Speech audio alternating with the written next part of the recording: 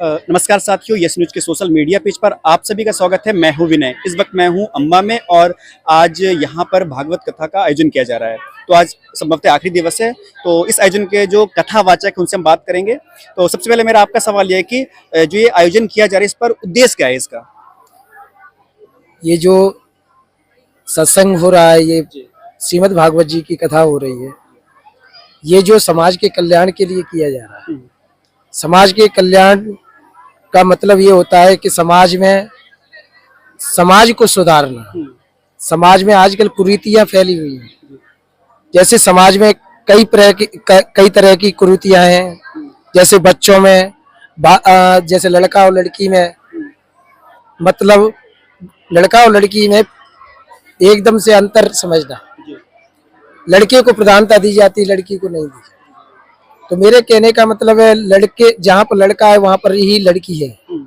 लड़का और लड़की दोनों में कोई भेद नहीं, दोनों कुल को चलाते हैं। यहाँ तक कि लड़का एक कुल की मर्यादा को रखता है और बेटियां हैं वो दोनों कुलों की मर्यादा रखती हैं। तो मैं यही संदेश देता हूँ कि जो भी हमारे समाज की बेटियां हैं उनको शिक्षा का मार्ग दें। शिक्षा का मार्ग दोगे तो बेटियां पढ़ेंगी, और बेटियां पढ़ेंगी तो आगे बढ़ेंगी, और बढ़ेंगी तो समाज का नाम रोशन करेंगी। जो विशेष तौर पर जो युवा पीढ़ी है आपका, तो युवा पीढ़ी पर इसका बहुत बुरा प्रभाव पड़ रहा है, खासकर सोशल मीडिया और आपत्तिजनक चीजें डालते हैं। तो उन पर इस पर मतलब जो आप आयोजन कर रहे हैं, इससे क्या प्रभाव पड़ेगा उन पर? देखो, मेरा बार बार सत्संग के माध्यम से कहना रहता है, सत्संग के माध्यम से मैं कहता हूँ कि जो भी बच्चे मेरी कथा को सुनते हैं तो वो थोड़ा मर्यादा रखें, मर्यादित होकर के सुने। उसमें मर्यादा होना चाहिए हर चीज की, पहनने की, ओढ़ने की और रहने की, और परिवार में जो हमारा जीवन यापन हो रहा है, जीवनचर्या है, उसको बदलने की।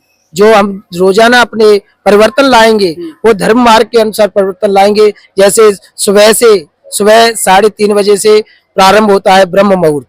ब्रह्म मुहूर्त में किस प्रकार से जागना है, किस प्रकार से जाग करके एक खड़े होते हैं जो आसन से, तो उस आसन से खड़े होकर के पहले क्या करना है, फिर वहां से जाकर के बड़ों का सम्मान करना, फिर अपना जो भी व्यायाम क्रिया के बाद स्नान करना, स्नान करने के बाद भगवान का ध्यान करना, और ध्यान करने के बाद उसके बाद आगे चल करके नित्य कार्य करना। जो भी कार्य करना है, शिक्षा, स्कूल जाना, विद्यालय जाना, और जो भी कार्य है वो करना।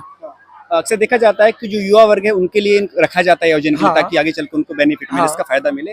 लेकिन समाज को क्या ऐसे पहल करनी चाहिए, क्योंकि अक्सर आप देखते हैं उनकी ही कमी ज्यादा रहती है ऐसे सत्संगों में। आप जो मैं कह पा रहा हूँ सही सुन पा रहा हूँ। तो इसका जो समाज है, घर परिवार, उनके क्या भूमिका होनी चाहिए? देखो, घर परिवार की यह भूमिका होनी चाहिए, हर अपने रहने वाले घर में, परिवार में जितने भी बच्चे होते हैं उन्हें बिठा लें, सत्संग की सलाह दें, और उन्हें भगवान की जो कथाएं हैं, जो भगवान के योगदान है, जो समाज को सुधारने के लिए, उन सामाजिक सुधार वाली कथाओं को सुनाएं और उनको सुनाएं ही नहीं, सुनवाएं और सत्संग में ले जाएं और उनके जीवन में उतारें। जब जीवन में आएंगी तभी वो सुधर पाएंगे। जैसे हम राम और कृष्ण के अवतारों से लेते हैं, राम मर्यादित थे, राम ने मर्यादा को जीवन में उतारा, और जीवन में जिसने मर्यादा को बनाया है उस मर्यादा पुरुषोत्तम को हम बार बार प्रणाम करते हैं। उन्हीं के आदर्शों पे हमें चलना चाहिए, यही संदेश देते हैं। धन्यवाद। ये तमाम जानकारी थी जो कथावाचक है यहाँ के, वो दे रहे थे। और ये खबर जो है आप देख रहे हैं social media network yes news पर, और ऐसी तमाम जानकारी वीडियो के लिए चैनल को सब्सक्राइब कीजिए। धन्यवाद। भागवत कथा के आयोजन करता हमारे साथ है, थोड़ा मुझे बताइए आप, ये जो भागवत कथा है वो किस जगह पर हो रही है? ये अम्बा में सैनिक कॉलोनी है, उसे घाट रोड से।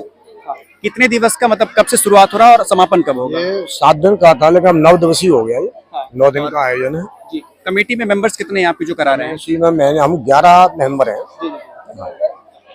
उद्देश्य क्या है आपको कराने का इसका? उद्देश्य सदाचरण, बालकों में सदाचरण डालना, अच्छे जो है आचरण करना, समाज को व्यवस्थित करना, धर्म के प्रति आस्था रखना, और बुराइयों की तरफ न जाएं। भागवत सुनेंगे, कथा सुनेंगे, आचरण सुधरेंगे। आजकल जो बुराइयां फैल रही हैं, दारू मदिरा इत्यादि की बुरे आचरणों की, ये न फैलें, इसकी तरफ ध्यान देते हुए हम ये कथा का आयोजन करें कि इससे अगली पीढ़ी हमारी का सुधार। धन्यवाद तमाम जानकारी।